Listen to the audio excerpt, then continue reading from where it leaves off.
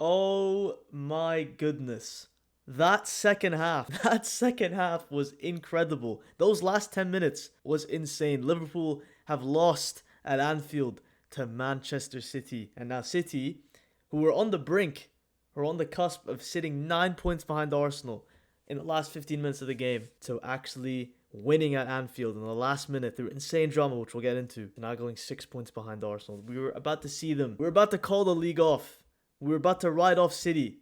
9 points behind Arsenal, the way things were going, it was never going to be attainable. But now, 6 points. That's a huge difference. City decide when the league is done. That's how crucial this win is. And then you look at Liverpool, sitting 4 points or 5 points behind the top four. The Premier League, man. Guys, that was cinema. Those last 10 minutes was absolutely insane. It's been a while since I've done a video on the channel, but what a video to return to. I can't believe it, man. I genuinely can't believe it. The chances of City winning at Anfield today was so low. It was so low. I forget if I saw a stat of how City haven't won at Anfield from a losing position. So they were 1-0 down since like 1940 or something, 1950. It's been 90 years almost since they won at Anfield from a losing position. Pep is obviously, they've won at Anfield before in the last like decade or so, if I'm not mistaken. I don't know if it's in the Prem though. I remember Pep winning or getting a result at Anfield during COVID, but crazy, man. The chances of City winning today were so low. I had the game 1-1. That was my prediction. I thought it was going to end that way, but man, just when Arsenal needed City to drop points in the game that's probably most favorable to them to actually drop points, they've actually just gone and won it. I can't believe it, man. I can't believe it. And this Premier League title race, it lives to see another day. It lives to see another day. But if you guys are new to the channel, leave a like, subscribe if you are new, comment down below on what you thought of the game, what you think of City, what you think of Liverpool, what you think of Slot if you're a Liverpool fan, how do you think your season's going if you are a City fan, and do you think Arsenal, 6 points in the clear, still will win the Premier League? That's the biggest question, I think, at the end of this weekend. Arsenal got their job done yesterday against Sunderland. Emphatic 3-0 win at home. Very comfortable, very dominant. They did their business. They got it done. And now the onus was on Manchester City and Liverpool today. And honestly, I think everyone had City dropping points. For them to actually go to Anfield and get a result, it might have been a draw, but regardless, I had City. A lot of people had City dropping points today, but the fact that they've gone and won it in the manner and how they won it too, because that first half, I don't even want to talk about the first half. The first half was boring. Let's call it what it is. I didn't find it too entertaining. City were on the front foot more so than Liverpool. I thought they controlled the ball better. Their build-up was a bit shaky in the first 10 or 15 minutes. They managed to eventually grow into it slightly. They played a lot of balls over the top to test that Liverpool defense. But Liverpool didn't really have anything going for them as well. It was a bit cagey, it's a bit frantic. But their final third play, the link-ups between Ekitike, Salah, Verts, Gakpo, and all those guys, it just wasn't clicking. And despite City having a couple better half chances, you can call them, than Liverpool, they both went into the half even Steven, 0-0. And honestly, it kind of felt like one of those games where like, okay, it's a chess match. It's going to be a boring Big Six game. Because in that first half, I was telling myself, it's crazy that the team that I genuinely enjoy watching the most right now out of the Big Six is actually Manchester United. I think they've been brilliant since Carrick has taken over. And, 4 wins on the bounce is no joke in terms of, their previous record with other managers. But City Liverpool tends to entertain. It does tend to entertain. And it was the first time in a while where I'm like, okay, it could be one of those games where it doesn't really entertain, because we saw what City did to Liverpool at the Etihad earlier this season where they blew them out 3-0. But for them to do the double, for them to win at Anfield is crazy, man. And honestly, I'm even willing to call it a classic. I think that second half had enough in it to call it a Premier League classic. Liverpool turned it up a notch for sure. I thought City didn't really have anything going forward for them, up until they actually scored in the 84th minute. But from minute 45 to about 80, Liverpool were on it, man. They were absolutely on it. They kept things ticking. They managed to gain control in that midfield. They managed to involve their attack a lot more, the counter-attacks, the breaks, what Liverpool are genuinely very, very good at. They managed to threaten that City back line. And they started to look like the ones who were actually likely to score, because City, for about 30 minutes in that second half, didn't have a shot on target. They couldn't get anything clicking together. And that final third, they're running out of ideas. And eventually the breakthrough came through guys, that free kick. Szoboszlai, man. Szoboszlai. He did it against Arsenal in the beginning of the season, and now he did it again against Manchester City. And just imagine that free kick in itself was worthy enough to be a winner. Because by a country mile, I do think that Dominic Szoboszlai has been Liverpool's best player this season. I don't even think it's close. Whoever's second, you can say Ekitike second, sure. I think it's been Szoboszlai. Whether you want to overrate that statement or not, that's completely up to you. But guys, this guy, his ball striking, I think that's like his 4th free kick this season. It's crazy. 2 in the Champions League, 2 in the Premier League. I could be wrong. He might have scored more. That's how good he is at free kicks. I think the best part about that free kick was the swerve. The fact that it was practically centered. Couldn't tell if he was going right or left. The wall was placed on his right side. But still, the fact that he went inside the wall, so practically towards Donnarumma, and it swerved out and practically hit the side netting is crazy. I wish I could show you guys a video, but I don't want to get copyrighted. But still, unreal. That free kick. Liverpool go 1-0 up, and now the pressure was on Manchester City because they had about 15 minutes left, or 20 minutes left, including added time, to save their season. Because if they had lost this game, they would have gone 9 points behind Arsenal. And with the way City have been playing in 2026, they haven't been impressive. I think 1 win in 5 in the Premier League after this game. Not been impressive whatsoever. But they came back. But I think Liverpool, they sat back way too fast. They scored 15 minutes to go. That's still a lot of time. Probably 20 minutes, 25 minutes with added time. That's still a while. And they sat back immediately. As soon as Szoboszlai scored that free kick, they practically parked the bus. And they just invited pressure from Manchester City. And for about 5 or 10 minutes, City, they still looked like they were running out of ideas. They couldn't break down the Liverpool back line. And they kept, going side to side. It just kind of felt like you need to put the ball into the box. You kind of need to pray for something to happen. And lo and behold, I don't know if it was Matheus Nunes or someone who whipped the ball in from the right side. Haaland drops deep, flicks the ball onwards. Bernardo Silva is played onside by Szoboszlai, and he is there. Last ditch touch to slot it through Alisson's legs to make it 1-1. 84 minutes, and Bernardo Silva, that reaction just says it all. Picks the ball up from the back of the net and runs back, drops in the center circle. 10 minutes to go, game on. And you felt, yeah, this game's going to get a winner. It's going to get a winner. At that point, I didn't know who it was going to be because you'd expect a response from Liverpool. But even in those 5 minutes after City scored, it kind of still felt like Liverpool were playing for a draw. They didn't really feel threatening. They kept losing the ball every now and then in certain pockets of the pitches. And at that point, 1-1, 10 minutes to go, you would have felt that most Arsenal fans, including myself, would have actually preferred that result. 1-1, both teams drop points. Arsenal still 8 points clear. But Alisson, man. Alisson, what are you doing? What are you doing, Alisson? He absolutely I don't know what he was thinking. It's very unlike Alisson to do that too. Matheus Nunes, ball gets played into him inside the box. It's one of those balls that gets played in behind the Liverpool defense. He's running towards it, literally practically going out. It's very close to going out. It's by the byline, nowhere near the goal. Alisson comes out, but he felt like it's one of those where he's going to be late unless he gets a ridiculous touch on it. He comes absolutely a second or two late after the ball. Matheus Nunes gets the touch on the ball, gets there first. Alisson absolutely takes him out. And the ref, for a second, he was hesitant on giving it a penalty. But looking back on the replay, it's the most blatant stonewaller penalty I've ever seen. And Liverpool concede a penalty in the 93rd minute. The Premier League, man. No one could have predicted that. No way. No way. With the way City were playing in that second half for the majority of it, no way. Because they were shocking. City weren't great in that second half. But man, Alisson gives away a penalty in the 93rd minute. There's only one man.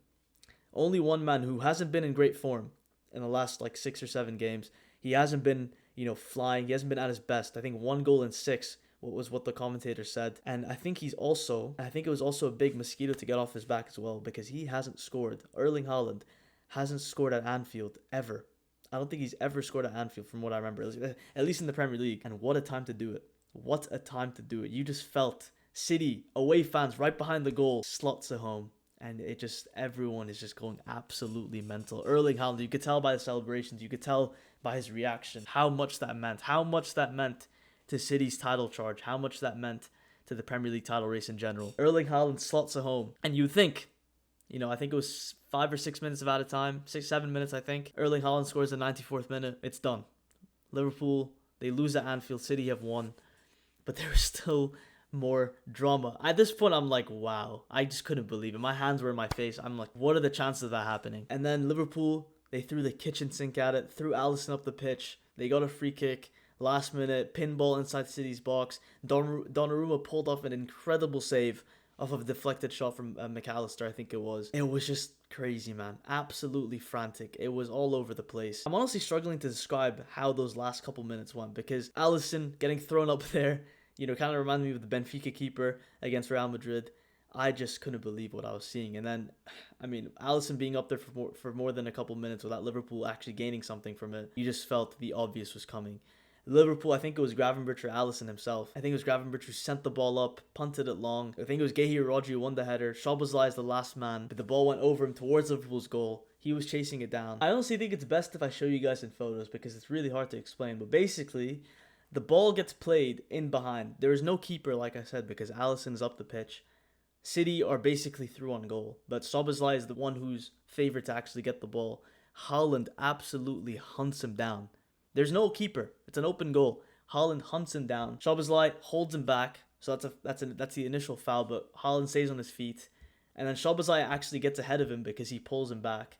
And Haaland takes him down, and then the ball ends up in the back of the net because nobody touches it. It actually just rolled in. City score. They count it. It goes to a VAR check, and this is where the most insane thing happens because I genuinely believe that this decision is worse for both parties. Nobody wanted this decision. The referee eventually gives this as a Dominik Szoboszlai red because he holds back Haaland. It's the initial foul. It's a goal-scoring opportunity. And then he also disallows the City goal because the ball obviously doesn't go into the back of the net if that decision is given. But at the same time, I do feel like if the goal was given, it benefits both teams. City, if they score, betters their goal difference, but Liverpool would rather concede the goal. Liverpool would rather keep Dominik Szoboszlai for the next game and rather him not miss it by him getting sent off. So this decision actually literally does not benefit anyone. But eventually that doesn't matter because City end up winning the game. But man, that decision just honestly, it makes sense because it's the initial contact, the initial foul that was made, even though Haaland did foul Szoboszlai after. But you could tell, guys, the fact that I'm explaining this, I'm struggling to explain, just shows how crazy those last 10 minutes were. Proper classic, a proper chaotic end to that game. City sitting 6 points behind Arsenal. But if we were to go to the actual players and their performances, I honestly don't think there are that many stellar performances. I know it says Erling Haaland gets man of the match, obviously for the goal and assist, but I thought my man of the match was Mark Guehi today. I thought today, Guehi, guys, was immense. This guy, since he's actually come into City, £30 million signing from Crystal Palace in the winter, which is an absolute steal for a player of his caliber. I thought he was electric today. Genuinely so good. Last-ditch tackles, proper clearances, a goal-saving tackle. Like, this guy was doing so much. Proper A-side defender to Kusanov, who went off injured. I think it was for a concussion, so hopefully he's okay. Ruben Dias comes on, but then Ruben Dias and Guehi, that's just lockups at the back. I thought Guehi was phenomenal today. Bernardo Silva for the first 60 minutes, I thought he was very good. Ran his socks off. Actually was the only one of the attack that tried to actually do something. Played a couple balls in behind to Haaland and Marmoush to get a couple half chances off. City, huge win. I don't think they played an amazing game, but doesn't matter. You get a win at Anfield. You're gonna get gifted all the credits. But Liverpool, I don't even know where to begin with this team, man. And I think the last 10 minutes really do describe how their season is going. As soon as you think that they make a step going forward, they end up just making 2 steps back, and it's been a reoccurring theme with them all season. I kind of feel like it is the same with City, especially in 2026 so far. You feel like they're making a step forward by winning a game, and then they end up, drawing or losing the next 2 games. It's the same thing with City, but it's been with Liverpool for the whole season. We obviously know how bad it's been under Slot and Liverpool. For the beginning of the season, they went on like a winless game for about 10 or 11 games. Then they went undefeated for 11 games, but nobody talks about it because most of them are draws. So Liverpool have just been bar impressive. They've just been so average for most of the season. The fact that they're sitting now 5 points behind Manchester United, we all thought we were going to struggle this season, but they're playing some of the best football we've seen them play in the last 10 years under Michael Carrick so far. It's just a bit all over the place for Liverpool. And I do think that, eventually, I think Slot has shown from time to time that he isn't really fit enough to take this Liverpool squad going forward. And I think the only reason that he still currently has a job at Liverpool is because he won the league last season, which I know is crazy to say. You are a Premier League winning manager, but you're not able to continue that. You're not able to build off of that. It's a bit surprising. And it goes to show how volatile this league is, how crazy this league is, how unpredictable it could be sometimes. Because I do think that everyone expected with the signings that Liverpool made over the summer, they were only going to get better. Whether you didn't know what the lineup was going to look like, you just assumed that was going to be better, but ultimately it does come down to balance. I feel like their recruitment in the summer was too much. It was too much. Obviously Isak is injured now for the rest of the season, or he's going to be out for a long time. As bad as that injury is for him and for Liverpool's sake, it does take the weight off of Slot's decision making, whether if you should start Isak or Ekitike, because every time you thought that Isak and Ekitike were going to play together or not, the decision was always on Slot. So I feel like the fact that he's lifted that weight off of his shoulders and he's still not able to get results consistently, it's concerning. It's concerning. And I do feel like that Szoboszlai red kind of sums it up, because he's someone I genuinely feel bad for.